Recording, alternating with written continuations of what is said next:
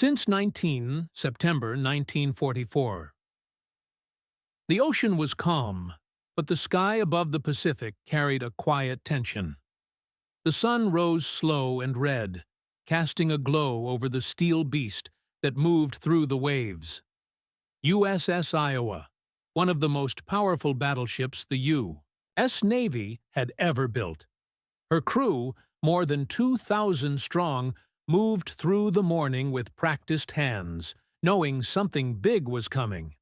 No one said it out loud, but they all felt it. Below deck, young Petty Officer James Carter checked the massive 16-inch shells one by one. Each shell was taller than a man and weighed over a ton. These weren't just weapons. They were judgment. "Only 6 for today," his chief had said with a nod. "That's all the captain wants." James didn't ask why. Orders were orders. But it made him nervous. 6 shells didn't feel like much, not against what they were heading into. The target was a heavily fortified Japanese port island. No name was spoken, just the Rock, as they called it. A base where Japanese cruisers and submarines hid, launching surprise attacks on U.S. supply ships. Intelligence had picked up a key weakness, an exposed ammunition depot hidden inside a mountain on the northern ridge. Destroy that, and the enemy would lose its bite in that entire region. Most missions like this were handled with airstrikes, waves of bombers, fighter escorts, torpedoes, but not this time. The skies were clouded for days. The carrier planes were grounded. So the fleet commander had turned to Iowa. No planes, no torpedoes, just her guns. Captain William Iron Jack Mercer stood on the bridge, binoculars in hand, watching the horizon. He was known for his quiet confidence and cold eyes. "We get one shot at this," he muttered. 6 shells. We hit the mark, or we go home empty. His voice was calm, but the weight in his words was heavy. By noon, Iowa reached firing distance, 24 miles from the target. The range was extreme, but if anyone could make the shot, it was the Iowa. Her guns could fire a shell that far in just 90 seconds, and the blast could punch through mountains. The crew snapped into position. Spotters adjusted calculations. The air was thick with silence. Even the ocean seemed to hold its breath. "Target locked," said the gunnery officer. He looked at Captain Mercer, who gave a single nod. "Fire." The ship trembled as the first shell launched. A roar like thunder cracked across the sea, louder than anything James had ever heard. A flash of fire. Smoke. Then silence again, waiting for impact. 30 seconds passed, then a flash in the distance, just off target. "Adjust 3 degrees east," came the calm voice from above. Shell 2 fired. Another roar, another delay, another miss. Closer this time, just a few meters off. James felt sweat on his forehead. Everyone did. Fire 3. This time the explosion in the distance was different. Brighter, deeper. A second blast followed. Then a third. They'd hit something big. Suddenly, the sky lit up over the island. A massive fireball bloomed above the mountain. Flames shot into the sky like a volcano. A secondary explosion shook the water miles away. The ammunition depot, gone. The radio crackled with the voice of a distant recon plane that had finally managed to break through the clouds. "Direct hit. Target obliterated. Repeat. Target is gone." Cheers erupted on the deck. Men who had been silent all day jumped, hugged, shouted. But Captain Mercer didn't cheer. He just stared ahead, eyes cold. "That's the sound of silence being broken," he whispered. "Let the world remember it wasn't bombs or fighters, just our guns." And far in the distance, the smoke kept rising, a signal to every ship and soldier in the Pacific that the Iowa had spoken, and it had spoken loud. The smoke still curled into the sky long after the last shell had landed. From miles away, it looked like a volcano had erupted in the sea. But there was no lava, only fire, twisted steel, and silence from the enemy's side. For the men aboard the USS Iowa, the job was done. At least, that's what they thought. Petty Officer James Carter sat on a crate near the turret, his ears still ringing slightly from the gunfire. He was drinking warm coffee, hands still shaking a little. 6 shots, he mumbled to himself. 6 damn shots. Boatswain's mate Ellis, a gruff old-timer who'd been in the Navy since Pearl Harbor, sat down beside him. "You ever see a mountain explode like that before?" James shook his head. "Never saw anything like it. Thought we were going to need air support. Guess I was wrong." Ellis grinned, but it faded fast. "This war doesn't reward being impressed. It rewards being ready." Suddenly, the general quarters alarm buzzed. Again. The whole ship jumped back into motion. Confused looks turned serious. That wasn't part of the plan. Captain Mercer's voice came through the loudspeaker, calm but sharp. "Unknown contact approaching fast. All stations prepare for close engagement." James ran back to his post as red lights flickered down the hallways. The crew moved quickly, their celebration now buried under tension. The calm victory was being replaced by something darker. Within 10 minutes, radar picked up 3 enemy vessels approaching from the east, 2 destroyers, and what looked like a fast gunboat. Survivors, maybe. Or maybe they were waiting, hoping Iowa would come closer to shore. Captain Mercer didn't hesitate. "Bring us about," he ordered. "They want to test our strength? Let's remind them we're still loaded." But they weren't. Not really. Only a few shells remained ready in the forward turret. The rest of the magazines were locked or being cooled after the earlier fire. James could feel it. They weren't prepared for a second round. Not like the first. As the enemy ships drew closer, the crew watched them through binoculars. The Japanese destroyers weren't turning away. They were coming fast, guns already trained on Iowa's silhouette. One even fired a warning shot, short by 100 yards, but enough to show intent. Captain Mercer turned to his officers. "They think we're weak now. They think we're empty. Let's make sure they choke on that thought." Only 2 shells were loaded in the forward turret now. James heard the turret chief yelling, "We got 2 ready. That's all." Mercer didn't blink. "Make them count." At 15 miles out, the Japanese destroyers opened fire. Water erupted near Iowa's hull. Alarms screamed again. Damage control teams rushed to position even before any hit landed. "Target lead destroyer," the gunnery officer said. "Fire when ready." 1 thunderous blast. 1 shell. All eyes turned to the horizon. The first enemy ship took the hit squarely in the bow. The explosion tore through the front half, lifting the entire structure before splitting it in 2. Flames danced across the waves. The enemy crew barely had time to respond. "Second shell! Now!" The final shell fired. The second destroyer tried to veer off, but it was too late. The shot landed near its engine room. Another blast. Another plume of fire. Radio silence followed. Only the small gunboat remained. It began to turn. Fast.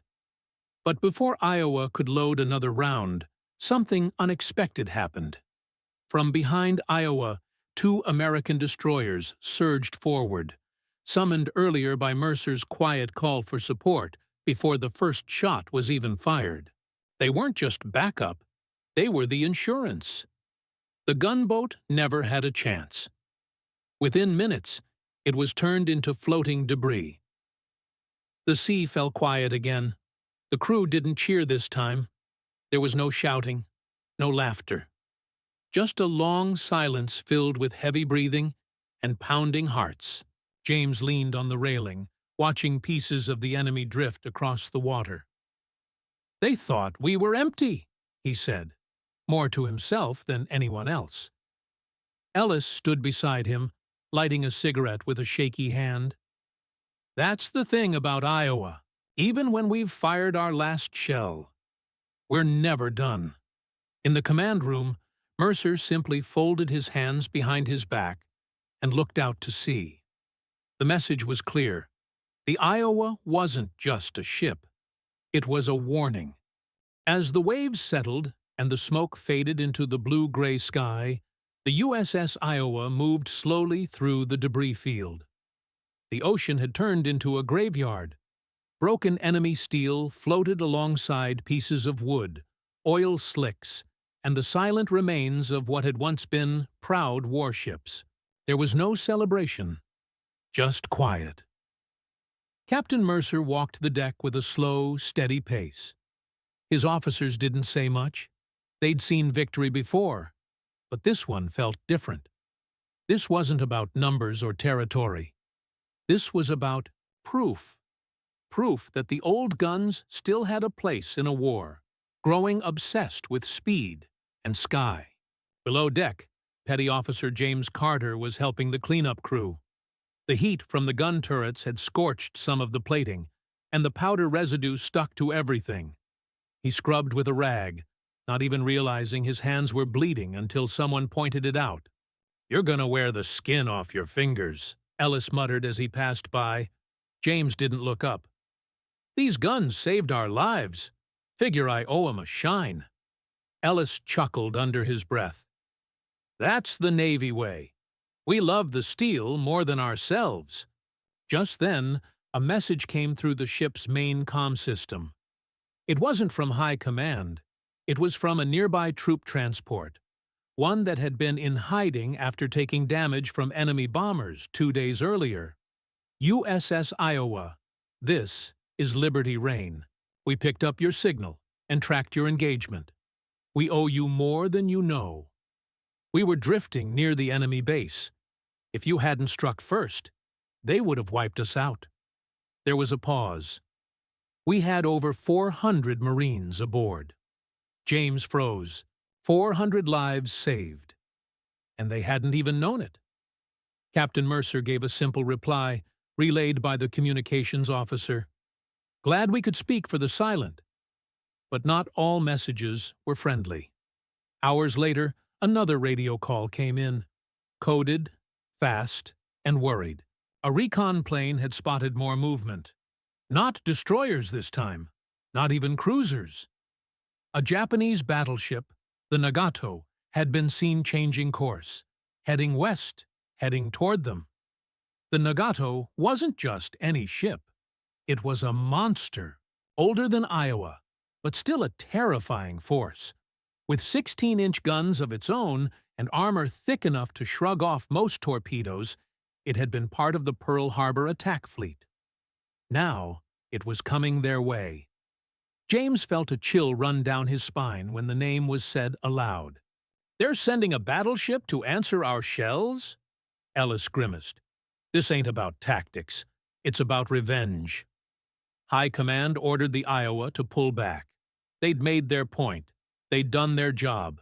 No reason to risk one of the Navy's most powerful assets. But Mercer didn't move. Instead, he walked to the ship's intercom and spoke directly to every man aboard. "They're coming for us, one of their oldest, most feared ships. They think we'll run, that we've done our damage, and we'll slip away under orders." He paused. "But we don't fire 6 shells and run. We stand. Not for glory. Not for medals. We stand because if we leave, they'll rebuild that base. They'll return stronger. And next time, it won't just be a transport ship they hit. It'll be Guam, or Saipan, or maybe San Francisco. So, we stay." Some of the younger crew members looked shaken. Others tightened their jaws. No one said no. The engineers began prepping every available shell, digging deep into the storage holds. Mechanics worked around the clock to cool and reset the turrets. Radar teams rechecked every calibration. And James? James stood before the massive gun he'd helped fire that morning and whispered, "We've got one more thunder left in us, don't we?" The Iowa didn't run, and somewhere on the horizon, the Nagato cut through the sea, her black flag flapping in the wind like a challenge thrown down in silence. The Pacific wasn't done with them yet. By sunrise on 20th September 1944, the mood aboard the USS Iowa had shifted from tension to something heavier: anticipation. The Nagato was closing in fast, and the two battleships were now on a collision course through open sea. No islands, no hiding, no sky cover, just steel against steel, like two ancient giants waking for one last duel. In the gun deck, James Carter ran his palm across the fresh shell now loaded into the chamber. Each shell had been lifted by sweat, oiled by hand, and checked over like sacred ritual. The usual routine of war had been replaced by a quiet religion, one that worshipped preparation, precision, and survival. "She's coming fast," said Ellis, stepping into the room, sweat already soaking through his collar. "Recon says she'll be in range within the hour. They've been pushing her engines. Japanese pride doesn't like being outgunned." James looked up. "They think this is about pride?" Ellis shrugged. "For them, maybe. For us, this is about making sure nobody buries us at sea." Up top on the bridge, Captain Mercer had turned off the radio. He didn't want command telling him to retreat again. He didn't want more chatter about politics or fuel costs or risk assessments. This wasn't about orders anymore. It was about ending the enemy's idea that they could send fear through the water like torpedoes. "Enemy ship now within 26 miles, the radar officer announced. "They're in position to open fire in 20 minutes. Mercer nodded once. "Set all guns for maximum range." "But, sir, we'll only have a 1-minute window." "1 minute is all we need." The Iowa's guns began to turn slowly, like predators stretching before the kill. Spotters scrambled to the observation deck, binoculars locked on the thick horizon. The Nagato was starting to show itself now, gray and black, with thick turrets and the rising sun still painted proudly across its tower. She wasn't just a ship. She was a message. Then it began. At exactly 06:24 hours, the Nagato fired first. A distant thunder cracked the sky as 3 massive shells tore through the air. The enemy's aim was precise, but not perfect. The first round landed 200 yards short of the Iowa. The second skipped off the surface, harmless. The third, it landed just 30 yards off the starboard bow, spraying metal into the ocean like shrapnel from a god. No one flinched. They were ready. "Return fire," Mercer said. "All forward turrets. Fire 1!" The Iowa roared. One shell screamed across the sky like a devil unleashed. 30 seconds passed, then the spotters called out, "Near hit! Splash close to Nagato's stern. Adjust 2 degrees left. Fire 2. Again, the gun roared. The whole ship shuddered. This time, the shell struck the enemy's deck directly. A flash of fire. Not a fatal hit, but enough to send smoke rising from her hull. The Japanese battleship responded, her own guns booming in fury. This time, one of the shells clipped Iowa's aft railing, blowing off a small comms tower. 2 sailors were wounded, but no one left their post. Not now. "Load rapid. Full 3-shell barrage," Mercer ordered. James could feel his heart pounding as the shells were lifted, shoved into place. Every move timed to the second. No panic. No mistakes. "Ready!" shouted the gunnery chief. "Fire all." The three-gun broadside erupted like thunder, ripping the sky in half. The shockwave threw birds from the air. The ocean itself seemed to ripple outward. 30 seconds. Then came the destruction. One shell slammed into the Nagato's midsection, punching through armor and exploding inside her engine room. The second ripped through the bridge tower, cutting command control. The third, the last, hit the forward guns, detonating ammunition stores. The enemy ship buckled. Smoke poured out in black streams. Her turrets fell silent. Still, she floated, wounded but proud. But this was not a mercy fight. "Finish it," Mercer said. The final shell fired. This one didn't explode on impact. It entered near the waterline, buried itself, and went off deep inside the hull. The blast cracked the spine of the Nagato. The battleship groaned, twisted, and began to sink. Men on deck watched silently. No cheering, no joy, just the awe of watching a giant fall. James turned to Ellis, barely able to breathe. We sank her." Ellis just nodded. "And we did it without a single plane." As the wreck of the Nagato slipped beneath the waves, smoke trailing like a funeral veil, Captain Mercer gave one last order. "Raise the flag. Let the world know what the Iowa did today." And high above the Pacific, the stars and stripes lifted in the morning wind, not in celebration, but as a warning. This ship doesn't need the sky to win. The sea swallowed the Nagato slowly, almost respectfully, like even the Pacific understood the weight of what had just happened. Her broken mast was the last thing to vanish beneath the waves, slipping quietly into the deep. Then, nothing but smoke, ripples, and silence. On board the Iowa, the crew stood scattered across the deck, gazing out over the ocean. No one moved. No one spoke. Even the wind had gone still for a moment, as if the world itself was processing what had just taken place. Petty Officer James Carter leaned over the railing, staring at the black patch of water where the battleship had gone down. His hands were still trembling, not from fear, but from disbelief. "We actually did it," he said under his breath. "We took down a goddamn battleship with 6 shells and grit." Ellis walked up beside him, still chewing on a toothpick. His face was smudged with gunpowder, and his eyes were bloodshot. "Ain't about what we did," he muttered. "It's about how we did it. No air support. No fleet. Just us. That's what's gonna echo through Tokyo." And it did. Within hours, news of the Nagato's destruction began spreading through intercepted enemy transmissions. Japanese radio stations went eerily quiet. Naval codes shifted. Some bases even shut down their long-range comms completely, likely fearing the Iowa would be listening and heading their way. But not everyone was pleased. Back in Pearl Harbor, the top brass wasn't celebrating. They were nervous. Admiral Chester Nimitz himself had issued a private order. "Recall Iowa for immediate debrief.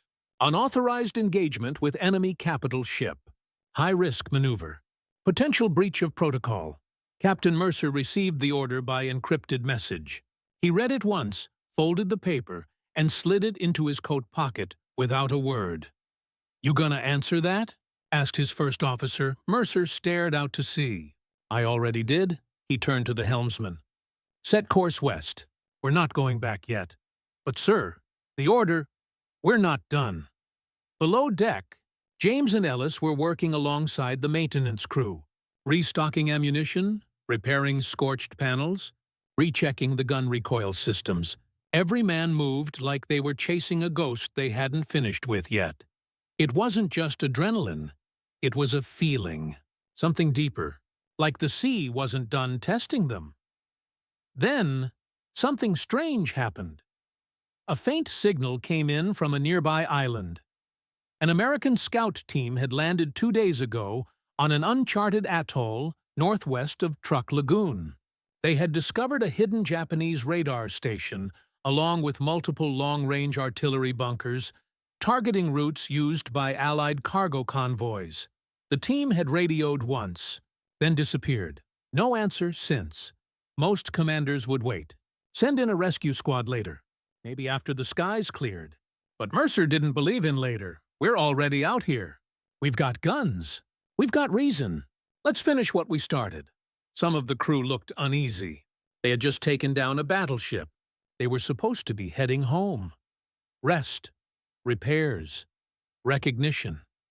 But instead, their captain was pushing forward into unknown waters with tired hands and blood still on the deck. James didn't hesitate. "Neither did Ellis, sir," James asked. "Why are we going after a scout team now?" Mercer looked him dead in the eye. "Because they knew we were out here, and they trusted us to come if they didn't make it back." No arguments after that. That night, as the Iowa moved silently through black waters, the stars above gave no light, and the ocean below gave no sound. But inside that steel monster, every man was wide awake, loading guns, scanning radar, tightening bolts, and waiting. They weren't just fighting a war anymore. They were answering every silence with a roar. By dawn, on 21st of September 1944, the USS Iowa had entered waters so dark and narrow that even the seagulls had stopped following. They were nearing the uncharted atoll, a sliver of land forgotten on most maps, hidden in the northern edge of Japanese-occupied waters, a place not meant to be found. From the crow's nest, the lookout whispered through the intercom, "Land in sight. Small island, looks unnatural." It was. Captain Mercer stepped onto the bridge just as the morning mist began to burn away. What they saw wasn't a normal island. It was man-made death. Artillery bunkers carved into stone ridges, steel radar towers camouflaged in trees, and half-submerged anti-ship nets stretched across shallow waters. But the worst part wasn't the bunkers. It was what wasn't moving. About 300 yards from shore, just near the reef line, a small U.S. scout boat lay dead in the water, blackened by fire. Hull cracked open, the American flag barely hanging from a shattered pole. No movement, no signal. "Those were our boys," Ellis said softly, his jaw tightening. James looked through the binoculars, heart dropping. "We're too late." Captain Mercer didn't flinch. "No, we're on time. For justice?" The bridge fell silent. Then came the voice of the radar operator. "Sir, we've got a signal. Looks like artillery preparing to fire. Multiple positions lighting up. Enemy has visual on us." Mercer narrowed his eyes. "They want to fire first?" he said, stepping forward. "Fine, let them." He turned to the gunnery officer. "Target those bunkers. Give me fire control on main batteries. No warning shots." The Iowa's guns moved slowly, choosing their prey. James was back in position, sweat on his back, heartbeat steady like a drumbeat in his chest. This wasn't like the Nagato. This was going to be close, fast, brutal. "Range?" Mercer asked. 9 miles and closing. "Time to fire?" "Now!" Fire all forward turrets. The ship convulsed as the guns exploded with fury. The shells screamed across the short distance and struck the island like thunder falling from the sky. One hit the main radar station, tearing it apart in a single blast. Another shell slammed into a bunker, flipping it open like a metal coffin. But then the island answered back. Enemy coastal guns fired from hidden pits, and for the first time in days, Iowa took a direct hit. A shell landed near the aft gun deck, ripping open a supply bay. Fire erupted. 2 sailors were thrown off their feet. Alarms blared. James ducked as shrapnel rained from the ceiling. Smoke poured into the gunroom. "We got fire below," someone shouted. Ellis grabbed a hose, yelling for the damage crew. "Move! That shell didn't kill us, but the fire will if we don't fight back." Above deck, Mercer stood firm, hands gripping the rail as more enemy shells fell around them. One splashed harmlessly into the water. Another slammed into the port side, denting the armor but not breaking it. "Return fire! Keep them off balance," he growled. The secondary guns opened up, rapid-fire style, hammering the closer positions. Gun mounts on the island exploded one by one. Then came something no one expected. A signal. Weak but real. Mayday, USS Scout Eagle. 2 survivors, hiding in cave. Northern Ridge. Coordinates. The voice crackled, then vanished. James was in the radio room when it came through. "Sir, that was one of ours." "Someone's alive down there." Ellis's face lit up. They held out. All this time, Captain Mercer turned to his officers. "Deploy a small boat. Fast crew. Take smoke cover from the guns. We'll draw fire. They get the men." James stepped forward. "Sir, I'm volunteering. I'm going." Ellis rolled his eyes. "Well then, I guess I'm going too, because you're not fast enough to run back alone." Within minutes, a small rescue boat was in the water, zigzagging through enemy fire as Iowa blasted the shoreline, giving them as much cover as a ship could. James clutched his rifle, eyes locked on the island, adrenaline burning through him like fire. He could see the cave now. He could see figures waving cloth. American uniforms. "They're alive!" he shouted. But just as they approached, an enemy machine gun opened up from the ridge. One of the sailors was hit. Blood splashed the side of the boat. Ellis grabbed the mounted gun and fired back with everything he had. James leaped into the shallow surf, water up to his waist, bullets cutting through the air like angry bees. He reached the cave, dragging one wounded scout to cover. The other, barely conscious, whispered, "You came." James looked him in the eye. "Damn right we did." Behind him, the Iowa let loose another barrage, so loud the mountain shook, and once again, steel spoke louder than silence. Smoke filled the cave like a ghost creeping in, thick with dust and gunpowder. James could barely see the 2 scouts he had dragged behind the rocks. One was conscious, barely hanging on, whispering prayers between gasps. The other had gone quiet. James wasn't sure if he was breathing, but he didn't stop holding his hand. Outside, the earth trembled again. Another full volley from the Iowa had landed on the ridge above, sending chunks of rock and twisted metal raining down. The Japanese guns were falling silent, one by one, but they weren't done yet. Not until the island was ashes, Ellis's voice crackled over the radio. "James! Reinforcements are coming, but you've got enemy movement west of your position. 2 machine gun nests still active. You gotta move!" James looked down at the scouts. One couldn't walk. The other could barely crawl. He felt the weight of the moment press against his chest like a steel plate. They wouldn't make it out without help, but help was already coming. Behind them, another rescue boat hit the shore hard. 4 sailors jumped out, guns ready, laying down suppressing fire as James grabbed one of the scouts and threw him over his shoulder.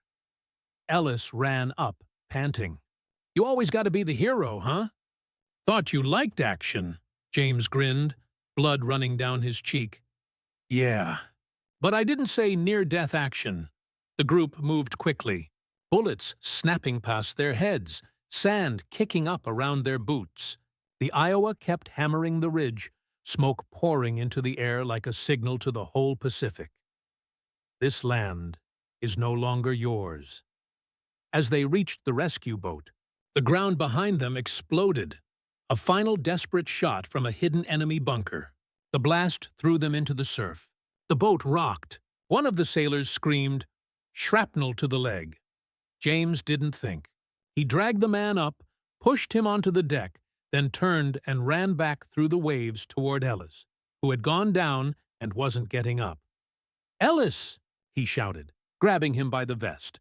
Blood soaked the sand under him. Ellis coughed, smiling through a busted lip. "Told you this island was unnatural." "Shut up," James muttered, hoisting him up. "We're getting the hell off this rock." They reached the boat under covering fire, both falling into the bottom like sacks of bricks. The engine roared, and they peeled away from shore as another shell from the Iowa landed behind them. A thunderous goodbye to the island. On board the battleship, the crew erupted in relief when the boat was spotted returning, torn and battered but alive. The rescued scouts were rushed to the infirmary. James collapsed beside Ellis in the medbay, soaked, bloody, and shaking. "You all right?" James asked. Ellis looked over at him with half a grin. "I got a bullet in my hip and sand in my mouth. I'm perfect." Captain Mercer entered the room, his boots echoing on the steel floor. He looked at the two of them, then nodded once, the most approval anyone had seen from him. "You disobeyed direct orders," he said flatly. "Risked your life. Disobeyed protocol." James didn't respond. Neither did Ellis. Mercer stepped closer. "And you brought home 2 men who would have died screaming in a cave. You reminded every man on this ship what it means to carry weight on your back for someone else." He looked at James. "Get some rest. We leave at dusk. Where to?" Ellis asked, his voice raspy. Mercer turned at the door, eyes sharp. Back into the storm. As night fell, the Iowa turned her nose toward deeper waters. The island behind them still smoked like a wounded beast, but no more shots were fired. The guns were silent now. For the first time in days, James stood alone on the deck, the stars returning overhead. He looked out over the Pacific, so wide, so empty, and whispered, "No bombs, no fighters, just us." And somewhere far away the enemy must have felt it, too, that Iowa's guns weren't just weapons. They were a promise. September 1944. The Pacific lay behind them in a long, burning line of smoke and silence. The USS Iowa was cruising west now, deeper into enemy territory than any battleship was ever supposed to go alone. The brass had gone quiet. Radio chatter from command had stopped hours ago. Either they were too shocked to respond, or too afraid of what came next. But the men on board? They weren't afraid. They were ready. James Carter stood on the deck at sunrise, staring into the orange-streaked horizon, where sky and ocean blurred into a single, endless battlefield. His uniform was still torn, his knuckles scraped, his body exhausted. But his eyes? His eyes were sharper than ever. Below decks, Ellis was recovering in the infirmary, his hip bandaged and his sarcasm fully intact. "You know," he grumbled, "if they give us a medal, I'm throwing mine into the sea. I didn't survive 2 battles and a beach full of bullets, just to have a pin stuck on my chest by some rear admiral who's never seen combat." James laughed softly. "Then I'll keep yours," and melted into a bullet. That morning, a recon plane from the Iowa, one of the few that could still fly, returned with troubling news. 2 Japanese supply convoys had broken through the Allied blockade to the north. One of them was carrying fuel, munitions, and troops toward a hidden stronghold near the Philippines. The other? It was headed straight for a civilian refugee island, still under American protection. Thousands of displaced families were camped there. No weapons, no soldiers, just people. And only one ship stood in the way. Mercer gathered his senior staff in the war room. He pointed at the map, his finger tapping the convoy route. "We've got less than 16 hours to intercept before they reach those islands. Intel says they're traveling with a destroyer escort. If we let them pass, civilians die. If we move now, we stop them cold." One officer hesitated. "Sir, we're low on fuel. Our powder stores are down. No carriers nearby for backup. If we go now, there's no turning back." Mercer looked him dead in the eye. "We never planned to turn back." The decision was made. The Iowa charged forward, the iron beast pushing through waves like a knife through paper. The crew scrambled to load every last shell. Half of the men hadn't slept in 2 days. The medbay was still full, but no one asked for rest. Because this wasn't just another battle. This was the final message. By nightfall, they caught sight of the convoy. 7 enemy ships, 2 destroyers, 5 transports. Through the binoculars, James could already make out the silhouettes. No camo, no tricks. They were moving with confidence. They didn't expect resistance. They didn't expect Iowa. "Ready main guns," Mercer ordered. In the silence before the storm, James looked to the stars above. He thought of everything they'd done. 6 shells, a sunken battleship, a saved scout team, an island silenced. And now, this fire. The Iowa unleashed her rage. 1 shell hit a destroyer midship, split it in half like a matchstick. A second exploded under the lead transport's deck, sending men and fuel flying into the sea. Searchlights swept across the waves. Sirens wailed. The enemy scattered, but they had nowhere to run. With every shot, Iowa roared like a god awakened. Shells landed like meteors, precise and final. The last transport tried to flee east, but Mercer wasn't finished. He ordered a broadside that turned the ship into a floating fireball. By midnight, it was over. 7 ships destroyed, 0 American losses. As dawn broke again, the Iowa sat still on a quiet sea. The horizon was empty. No enemies, no allies, just the sound of waves and gulls and victory. Captain Mercer stood alone on the bridge. For once, even he allowed himself a faint smile. "We just rewrote the rules of naval war," he said. James joined him, hands resting on the rail. "No bombs. No fighters," he said quietly. Mercer nodded. "Just us." Back at Pearl Harbor, when word finally reached command, they didn't know whether to court-martial Captain Mercer or carve his face into history. They chose silence. And sometimes, silence is just fear wearing a uniform. But the world remembered. The story of the Iowa spread through the fleet like wildfire. How 1 ship, fueled by steel, grit, and 6 deafening shells, held back an empire and saved lives the world had already counted out. She became a legend. Not because she flew, or dropped bombs, or carried heroes, but because when the skies failed and hope was thin, she fired first, she fired last, and she never missed.